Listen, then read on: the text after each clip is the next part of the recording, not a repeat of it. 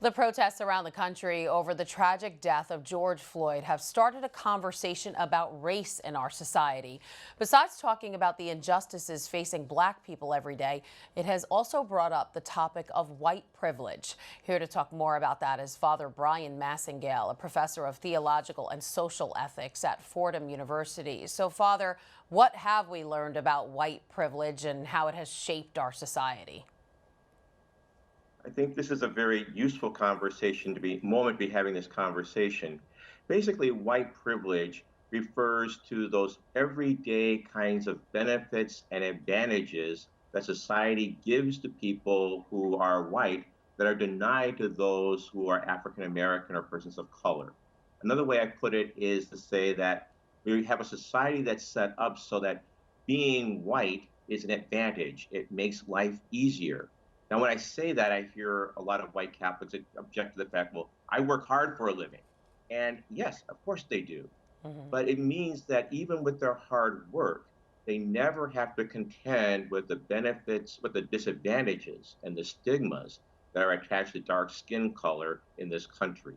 That's what we mean by white privilege as a shorthand way of referring to the unequal playing field that our society has because of its racial prejudices.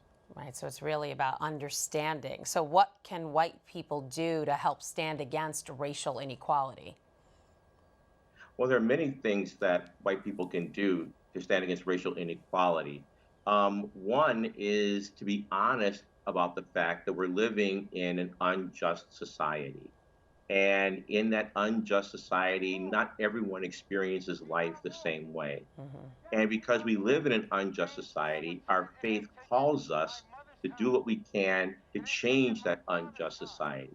And to realize that, like, the biggest thing that Catholics have to do is to understand we're talking about social issues, that these aren't just political issues, these are issues of faith.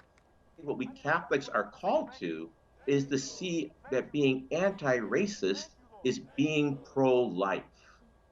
And just as we are a Catholic church that is known for our commitment to anti abortion and for our commitment to the defense of religious liberty, we also need to be a church that's known for our commitment to being anti racist, Mhm. because that's part of our mission, our identity of being a church committed to the defense of life. There have been protests after Eric Garner's death, Michael Brown, Freddie Gray. Do you think the protests going on now will lead to changes in our society and in police departments? I hope so. Mm. I hope so. As you said, we've been here before, Mhm. sadly. And I would hope that the kind of outrage that we're seeing, the concern that we're seeing, the fact that this is a movement that's not just here in New York, but is across the country and indeed the world, that this is an issue that has claimed the attention of the church at its highest levels. That gives me some cautious hope that this could be something that's different.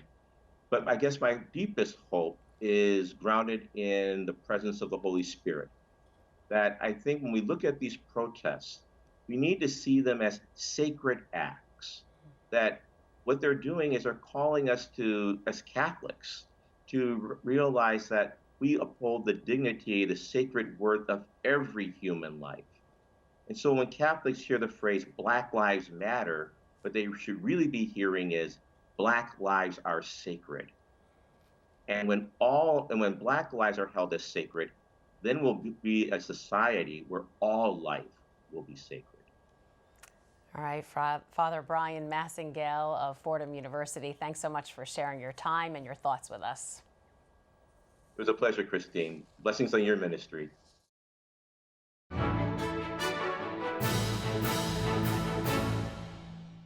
If you're watching Currents News on YouTube, be sure to hit the subscribe button and then click on the bell to get instant updates about all of our newest content, because we are putting your faith in the news.